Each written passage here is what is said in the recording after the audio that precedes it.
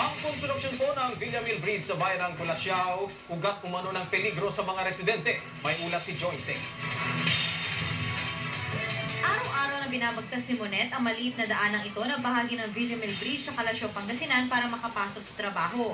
Aminado siyang peligrosong dumaan dito lalo pat nagbabadya ng panganib ang naglalakihang heavy equipment na gamit sa konstruksyon.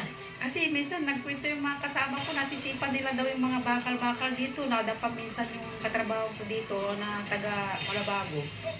Nagasgas yung tuhod niya.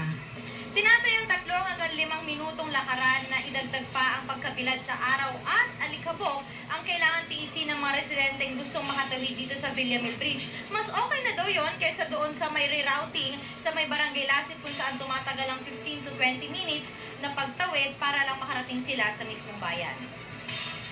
Ilang mga concerned citizen na rin na nagpahayag ng petisyon sa pamamagitan ng campaign signature para magpatayo ng mas ligtas at maayos na footbridge. Pero paliwanag ng DPWH, wala sa kontrata ang paglalaan ng daan o footbridge.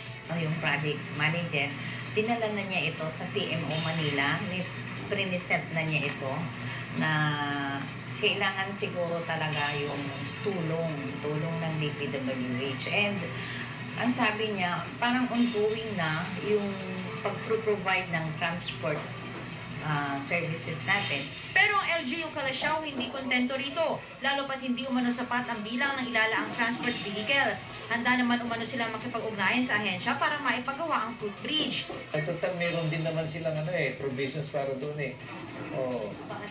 Ang gagawin lang, i-realign lang siguro from transport service to footbridge. Samantala, inirereklamo rin ng ilang residente ng Barangay Sinukalan, Santa Barbara ang nasirang riprap sa isang bahagi ng kanilang dike. Bagay na nakatakda ng mga aksyonan ng Agno Flood Control System.